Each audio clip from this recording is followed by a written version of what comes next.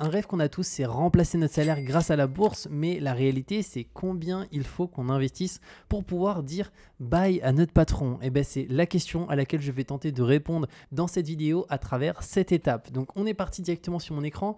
Alors, tout d'abord, on va voir pourquoi la bourse, c'est pour moi le plus intéressant, notamment si on souhaite être indépendant financièrement, donc pouvoir remplacer notre salaire actuel grâce à notre investissement. Pour ça, il y a 3 points. Premièrement, c'est la performance historique qui est vraiment bonne. Si on prend en moyenne, donc la bourse, ça génère 7 à 10% de rendement annuel sur le long terme.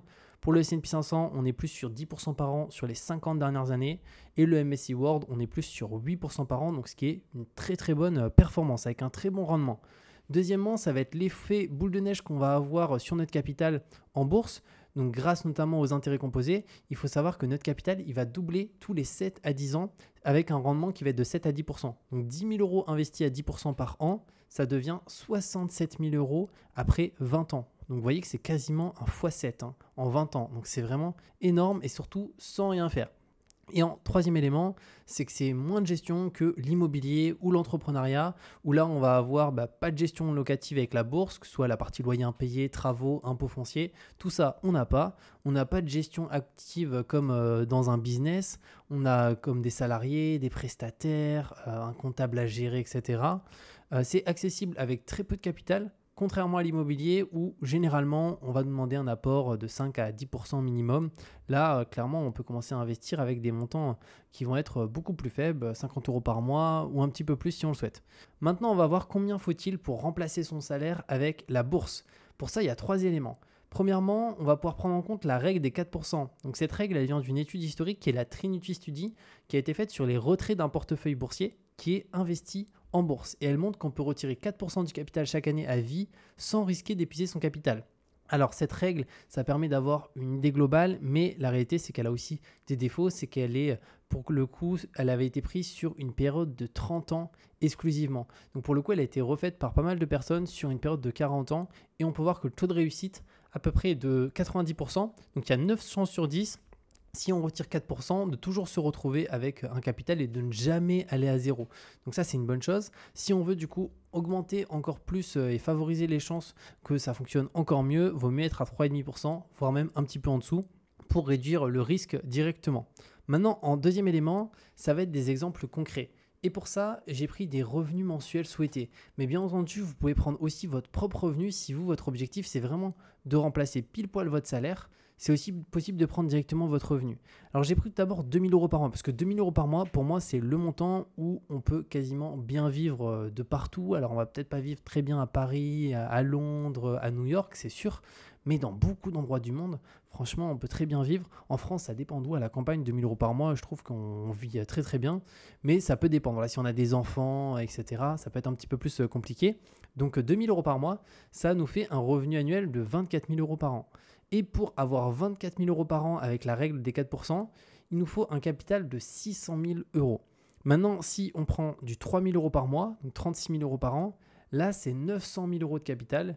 Et après, j'ai pris des niveaux beaucoup plus importants ici pour voir les montants nécessaires. Donc, si vous voulez vraiment un revenu qui est énorme, si vous voulez 5 000 euros par mois, donc ça fait 60 000 euros par an. Donc, c'est un salaire de très, très bon ingénieur. Pour le coup, là, c'est 1,5 million. Donc c'est considérable. Et après, si vous voulez vraiment la fast life, comme j'aime l'appeler, c'est-à-dire rouler potentiellement en Porsche, avoir une villa et je ne sais quoi, plus 10 000 euros par mois, donc là c'est 120 000 euros par an, il faut 3 millions d'euros. Et donc là, ce qui est important avec ça, c'est de se rendre compte que finalement, si on veut vraiment un revenu avec la bourse qui est important chaque mois et que ça soit un revenu safe, en fait, il faut des montants ici qui, même les 3 derniers, qui sont quand même très très importants. C'est pour ça que la bourse, ça peut être au début un bon complément de revenus pendant une dizaine, voire 15 ans, 20 ans, et après vraiment être un salaire. Parce que 2 000 euros par mois, pour moi, je trouve que c'est un bon salaire, et dans mon cas, c'est vraiment ce que je cible à terme dans plusieurs années. Un jour, je me dis, 2 000 euros avec la bourse, 600 000 euros investis, franchement, ça serait top à ce niveau-là. En troisième élément, c'est le temps nécessaire pour atteindre ce capital.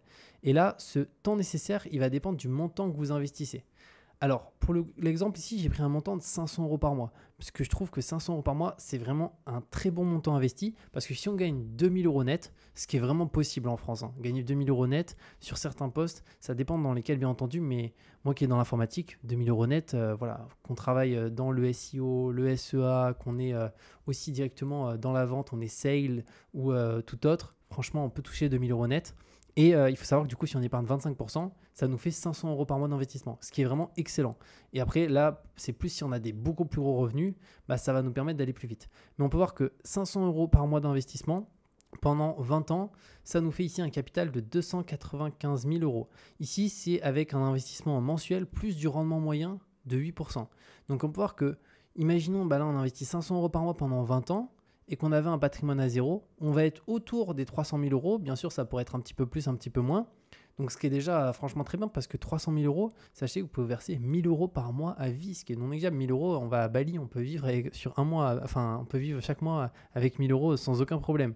Donc, ça, c'est vraiment déjà un bon point. Alors, c'est un montant qui est important, mais de toute manière, il n'y a pas de repas gratuit. Hein.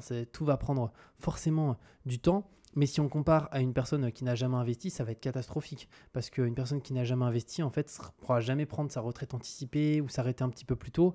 Et en sachant que là, c'est sur 20 ans, mais si on part sur 30 ans, ici, le capital, il refait plus que x2. Donc concrètement, sur 30 ans, on est à plus de 600 000 euros largement ici.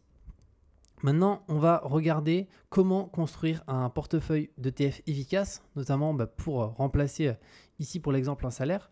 Donc là, les meilleurs ETF à choisir, ça peut être pour moi un ETF World, un ETF S&P 500. Ce n'est pas du conseil en investissement, mais c'est vraiment les ETF les plus classiques, les plus simples, qui ne sont pas gorgés de frais et qui ont de la très bonne performance sur long terme parce qu'on profite vraiment de l'économie mondiale avec des très très grosses capitalisations.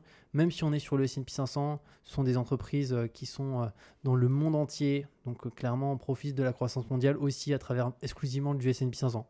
En deuxième élément, pourquoi ces ETF, donc diversification mondiale, donc investir sur plusieurs milliers d'entreprises en un seul achat et après plusieurs centaines si on est sur le S&P. Les frais sont ultra faibles, donc moins de 0,2% par an, contre 2% pour un fonds classique et zéro gestion, juste acheter et laisser croître, ou on pourrait même dire oublier si on le souhaite. En troisième point, comment investir? Donc pour ça, le mieux à mon sens, c'est vraiment de faire du DCA, donc c'est le dollar cost averaging, donc c'est un montant qu'on investit fixe tous les mois sans soucier des fluctuations. Ça nous permet en fait déjà de ne pas paniquer en cas de crise et la bourse, elle monte toujours sur le long terme. Donc même si y a certaines études qui montrent qu'investir tout d'un coup, si on a un gros montant, de manière générale, c'est souvent plus rentable. Moi, je préfère quand même faire du DCA. Et je pense que si un jour j'ai un gros montant à investir, un héritage ou quoi que ce soit, je ferai quand même du DCA dessus parce qu'il y a aussi la sérénité d'esprit qui compte. Parce que si vous investissez 50 000 euros d'un coup, que le lendemain ça perd 5%, imaginons, vous perdez automatiquement 2500 euros en 24 heures. Donc c'est quand même très très compliqué. Voilà, mis à part si, encore une fois, voilà, vous avez beaucoup de bonne gestion, etc. Mais c'est pour ça que moi, je préfère quand même le DCA. Et si je perçois un gros montant comme ça, je l'investirai en DCA. Et donc, pour ça, d'ailleurs, je vous partage chaque mois mon bilan de mes investissements, sachant que je fais un DCA, moi, de à peu près 500 euros par mois, tous les mois. Le courtier que j'utilise pour ça, c'est Trade Republic, sur lequel je fais mon DCA. Et pour moi, c'est les meilleurs pour le DCA parce qu'on peut faire des plans d'investissement. C'est ce que je fais pour avoir 0 euros de frais. Donc, moi, comme ça, je leur dois pas 1 euro par mois ou quoi que ce soit. Je leur dois rien. C'est des plans d'investissement automatiques et c'est 0 euros. Donc, ça, c'est vachement bien.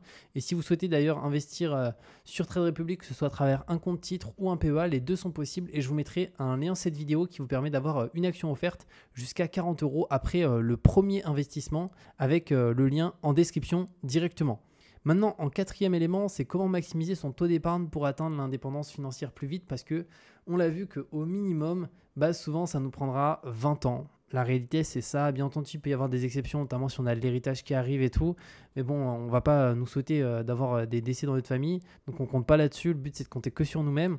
Donc, pour ça, il y a quand même des solutions pour maximiser son taux d'épargne. La première, c'est de gagner plus d'argent, notamment en développant une source de revenus, ce qui va être scalable. Ça peut être un business, du freelancing aussi. Le freelancing, on peut augmenter son tarif journalier. Donc, si imaginons on est à 200 euros par jour, on peut, si on améliore nos compétences, passer à 225. Puis à 250. Moi, personnellement, c'est ce que j'ai fait. Donc ça, c'est quelque chose qui est possible en freelance, vraiment. Et peu importe freelance quoi, hein. Vous êtes en freelance en tant que graphiste, en tant que monteur vidéo, en tant que développeur, en tant que n'importe quel métier, ou même en tant que vendeur aussi. On peut augmenter son taux de commission, etc. L'immobilier, c'est aussi quelque chose qui peut être intéressant, le levier bancaire pour augmenter son patrimoine, pour pourquoi pas arbitrer plus tard et mettre cet argent en bourse. Ça peut être vraiment intéressant parce que si ça s'autofinance, concrètement, cet argent, on rembourse du capital, donc ça permet indirectement, ça s'autofinance peut-être de mettre 500 euros de remboursement de mensualité. Avec bien entendu, il y a de l'intérêt, mais une grosse partie, c'est notre capital. Donc ça permet vraiment de s'enrichir. En deuxième élément, ça va être dépenser moins sans se priver. Donc identifier les dépenses inutiles et les couper, comme les abonnements, certains restaurants. Si on va au restaurant vraiment très très souvent et qu'à chaque fois qu'on va au restaurant, on prend un dessert, on prend une entrée, on prend de l'alcool, du vin, etc. Forcément, toutes ces dépenses qui ne sont pas obligatoires font en sorte qu'on va réduire notre taux d'épargne, notre taux d'investissement. Après, ça va être optimiser son logement et son mode de vie. Ça aussi, c'est hyper important, c'est-à-dire qu'en fait, il ne faut pas vivre au-dessus de ses moyens. Si on gagne 2000 euros par mois, à mon sens, moi, 2000 euros par mois, je me dis, c'est 500 euros par mois minimum d'épargne d'investissement. Bien entendu, c'est parce que je vis seul. Si pour le coup, on a des enfants, enfin, j'ai pas d'enfants, je veux dire, si on a des enfants, etc., ça peut être plus compliqué. Mais clairement, pour moi, c'est toujours la target 25%. Et après, si on peut même mettre 30, voire 40, c'est super. Mais souvent, au-delà de ces montants, au-delà de 40, 45, je trouve qu'il y a beaucoup de privation. Et donc, ça fait qu'on ne tient pas sur le long terme. Donc, à mon sens, 25%, c'est vraiment top. Et d'ailleurs, n'hésitez pas à mettre en commentaire, vous épargnez, vous investissez combien par mois. Ensuite, on a investir agressivement. Donc là, c'est mettre 80 à 90% de son épargne en bourse pour accélérer l'effet boule de neige. Donc ça, c'est fondamental. Alors 80 à 90% de notre épargne. Donc imaginons, on épargne, on gagne 2000, on va dire. On met 500 de côté. Donc sur les 500, on investit au moins 400 en bourse. Pour moi, c'est vraiment la meilleure stratégie. Et un taux d'épargne, si on prend un taux d'épargne extrêmement élevé, donc notamment sur certains postes, médecin, ingénieur, avocat, etc., ou commercial aussi, on peut mettre des fois à 50%. Si on gagne 4000 euros par mois, on peut mettre 2000 euros par mois. Pour le coup, là, ça permet d'atteindre la liberté financière en 15 ans. Donc là, c'est beaucoup plus rapide. Mais souvent, l'erreur qui est faite ici, c'est que la personne elle va gagner plus, elle va augmenter son niveau de vie. Donc au final, ça va faire en sorte que ça sera pareil que la personne qui gagne 2000 et qui met qui met un montant en termes de pourcentage supérieur, même si en réalité c'est déjà très très bien parce que ce montant il est quand même supérieur à une personne qui gagne plus. Maintenant, on va voir comment retirer son argent et vivre de ses investissements. Donc là, premièrement, on va avoir ici, faut-il vivre des dividendes? Pour moi, c'est pas optimal parce que les actions à dividendes, souvent, elles versent peu de dividendes. On va être autour des 2%. Alors bien entendu, on peut prendre des actions à Total Energy qui versent plus, etc. Mais dans la globalité, les actions à dividendes ne versent pas énormément de dividendes. Donc la solution, ça va être vendre progressivement des parts d'ETF. Ça me semble la solution la plus pertinente. Et au-delà de ça, ce qui va être bien pour la stratégie de retrait, c'est soit qu'on se sert de la méthode classique, donc avec un retrait de 4% par an du capital, peu importe la direction du marché, où il va à la hausse, à la baisse, sur le court terme, peu importe. Ou sinon, on peut utiliser une méthode dynamique qui est d'ajuster selon la performance du marché. Donc tiens, le marché, il a vraiment très très performé cette année. Au lieu de retirer 4, je retire 5. Et l'année prochaine, je retirerai que 3. Ça aussi, c'est quelque chose qui est quelque chose de possible. Et au niveau du 4%, vu que c'est du 4% annuel, en vrai, si on le gère aussi de cette manière, une année, je retire 5, l'autre année, je retire 3, etc. Ça permet aussi de lisser un petit peu comme un DCA, mais ici sur la règle des 4%. En troisième élément, c'est la fiscalité des retraits, donc l'importance de minimiser l'impact des impôts. Donc choisir un pays avec une bonne fiscalité ou sinon ça peut être une enveloppe fiscale intéressante comme un PEA directement et aussi le pays avec une bonne fiscalité, ça peut être intéressant parce que dès qu'on peut vivre nos investissements, si on prend l'exemple ici d'une personne qui a besoin de 2000 euros par mois et qui a un patrimoine de 500 000 euros, alors non, c'est après 600 000 euros pour vivre avec 2000 euros par mois, là clairement pour moi c'est hyper intéressant si elle souhaite vivre de ses investissements dans un pays qui taxe pas voire très peu. Il y a pas mal de pays que je vais vous partager qui ont des taxations vraiment faibles directement sur tout ce qui est investissement. Il y a des taxations sur les salaires, etc. Mais en fait, il y a beaucoup de pays qui ne taxent pas tout ce qui est revenu d'investissement parce qu'ils estiment que cet argent, il a déjà été taxé. En France, typiquement, on reçoit notre salaire, on paye notre impôt sur le revenu, on investit en bourse, on réalise des plus-values, on vend, on repaye de l'impôt.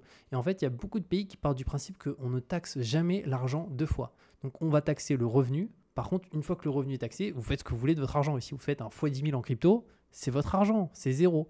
Donc, il y a beaucoup de pays qui ne taxent pas deux fois. Certains, comme la France, malheureusement, taxent deux fois l'argent. Donc ça, c'est un point à prendre en considération. Maintenant, les risques et comment les minimiser. Donc, on va avoir premièrement les crises boursières. Donc, la bourse, elle chute régulièrement, mais elle remonte toujours. Donc, si on prend un exemple, crise de 2 minutes, moins 50%, mais plus 400% ensuite. Donc, finalement, les moins 50%, si vous regardez aujourd'hui un graphe d'un indice boursier, vous verrez qu'en fait, c'était tellement loin et en fait, la baisse, elle ne se voit même pas par rapport à la hausse qu'il y a derrière. Pareil, si on prend ici, alors je ne vais pas pouvoir citer, sinon la vidéo va être démonétisée, mais vous voyez bien cet élément-là, moins 30% en mars 2020, mais rebond ultra rapide directement. Et maintenant, depuis 2020, on est à 100% de performance. En deuxième élément, ça va être l'inflation. Donc les actions aussi, ça nous protège de l'inflation parce que les entreprises dans lesquelles on investit, ils augmentent leurs prix. Donc ça permet aussi de lutter et de faire face à cette inflation. Maintenant, faut-il s'expatrier pour optimiser sa fiscalité? Donc là, il y a 3 éléments à mon sens. Premièrement, l'impact de la fiscalité sur les retraits en France. Donc on est sur 30% d'impôt sur les gains, donc la flat tax. Si on est sur un PEA, on est sur 17,2, mais c'est quand même un certain montant. Et à l'étranger, on a certains pays qui taxent beaucoup moins, voire qui ne taxent pas.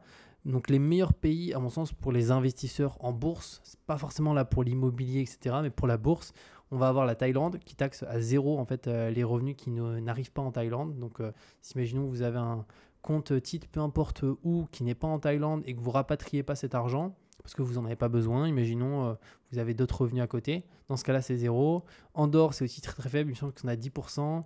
Maurice, moi j'habite à Maurice et la taxation sur tout ce qui est les revenus d'investissement, c'est zéro parce qu'ils ne taxent pas deux fois, donc ils taxent juste le revenu. Après, on a Portugal, zéro. Malte, c'est zéro. Donc très faible taxation. Et après, on a d'autres pays comme Singapour, la Suisse qui sont aussi avec des très bonnes fiscalités, mais le coût de la vie, il est élevé. Donc l'un dans l'autre, au final, des fois, ça ne sera pas tout le temps hyper intéressant. Et en troisième élément, c'est est-ce que ça vaut le coup? Pour moi, si on a un très gros patrimoine et qu'on souhaite vivre de ce patrimoine, oui, s'expatrier, ça peut économiser plusieurs centaines de milliers d'euros. Mais la réalité, c'est que même si on a un très gros patrimoine en France et qu'on ne souhaite pas en vivre, autant rester en France. Parce que en fait, ça n'a pas d'impact parce qu'on ne retire pas notre argent. Donc en fait, quand on est en phase de construction de patrimoine, pour moi, ça n'a pas d'impact. Par contre, quand on souhaite en vivre, si le fait de pouvoir piocher dans son capital nous coûte à chaque fois 20-30%, effectivement, au final, ça fait quand même beaucoup d'argent. 20-30%, c'est vraiment pas rien. C'est-à-dire que ça veut dire qu'on pourrait vivre avec 30% de plus dans un pays qui taxe à zéro, ou retirer, entre guillemets, 30% de plus. Imaginons cette part de fiscalité, en fait, la garder pour nous. Donc imaginez si c'est, je prends l'exemple, mais on va dire 20 000 euros par an qu'on souhaite retirer. Si on est en France, du coup, on va vivre avec à peu près, si on a 30%, on va vivre avec 14 000. Donc, ce qui est déjà très bien en soi, 14 000 euros. Mais ça fait un montant où c'est compliqué de vivre avec 14 000 euros par an. Mais si on prend un autre élément où c'est zéro, là, on vit avec 20 000. Donc, ça fait 6 000 de plus, donc ça fait 500 euros par mois de plus. 500 euros par mois de plus, ça fait une différence. Dans certains pays, c'est énorme. Même en France, c'est beaucoup. Mais dans certains pays comme en Asie, 500 euros, en fait, ça va être largement le prix du loyer. Donc, ça fait que là, il nous reste de l'autre côté encore plus de 1000. Donc là, franchement, on peut vivre directement. Donc, ça va avoir un impact à mon sens, mais exclusivement vraiment quand on souhaite vivre de son capital. Tant qu'on n'en vit pas, même en France, on peut optimiser fiscalement avec des ETF capitalisants sans aucun souci. Donc voilà par rapport à cette vidéo sur comment remplacer son salaire avec la bourse. N'hésitez pas d'ailleurs si vous avez des questions à me les mettre en commentaire, me partager votre taux d'épargne. Et comme j'ai dit, je vous mets aussi le lien de cette vidéo pour Trade Republic si vous souhaitez ouvrir un compte, que ce soit un compte titre ou un PEA, et recevoir jusqu'à 40 € en actions offertes à l'ouverture de votre compte. Donc c'est juste hyper intéressant. Et on se retrouve de toute manière très bientôt pour de nouvelles vidéos.